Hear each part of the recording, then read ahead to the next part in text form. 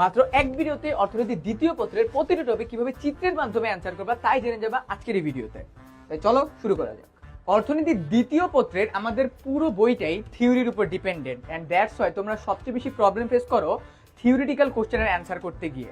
আজকে তোমাদেরকে আমি প্রপারলি দেখিয়ে দেবো প্রতিটা টপিক কিভাবে তোমরা চিত্রের মাধ্যমে খাতায় অ্যান্সার করবা। তোমাদেরকে একটা জিনিস বলে রাখি, যেই টপিকগুলোতে থিওরি সবচেয়ে বেশি সেখানে যদি তুমি চিত্রের মাধ্যমে অ্যান্সার করো অন্যদের থেকে তুমি একটু বেটার মার্ক পাবা। আমি এখানে এশিয়াটিক সমাজ ব্যবস্থার একটা চিত্র নিয়ে এসেছি, দেখো কিভাবে করে অ্যান্সার করবা।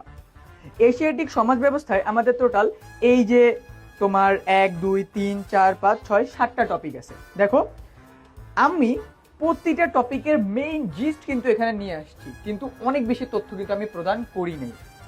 এশিয়াটিক সমাজ ব্যবস্থা বলতে কি কি বোঝায়? প্রথমত এশিয়াটিক সমাজ ব্যবস্থার উৎপত্তি করেছে কার্ল মার্কস 1600 থেকে 1800 খ্রিস্টাব্দে। ডান, আমি প্রথম পয়েন্ট দিয়ে দিছি। এরপরে বিচ্ছিন্ন গ্রাম।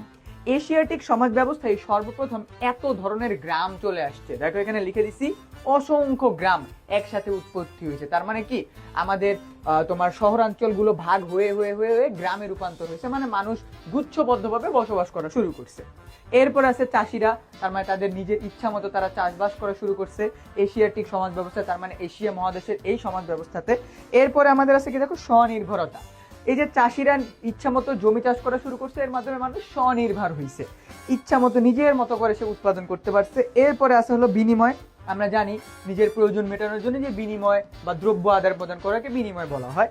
এন্ড এরপরে আছে কুটির শিল্পের উৎপত্তি হয়েছে সর্বপ্রথম এই এশিয়াটিক সমাজ ব্যবস্থায়, যেখানে হাতের বোনা কাপড় আমরা যেটা সবচেয়ে ভালো উদাহরণ হিসেবে জানি।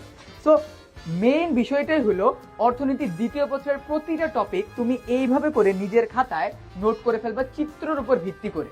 এই ভিডিওর মাধ্যমে তোমরা বুঝে গেলে অর্থনীতির দ্বিতীয় পত্রের একটা কমপ্লেক্স টপিককে কিভাবে চিত্রের মাধ্যমে তুমি তোমার খাতায় লিখে আসতে পারবা। তুমি অর্থনীতির দ্বিতীয় পত্রটা আর কোন টপিকের ভিডিও চাও সেটা জানিয়ে দাও এই ভিডিওর কমেন্ট সেকশনে, এবং এই টপিকটা ভুলে যেতে না চাইলে ভিডিওটা এখনই সেভ করে রাখো।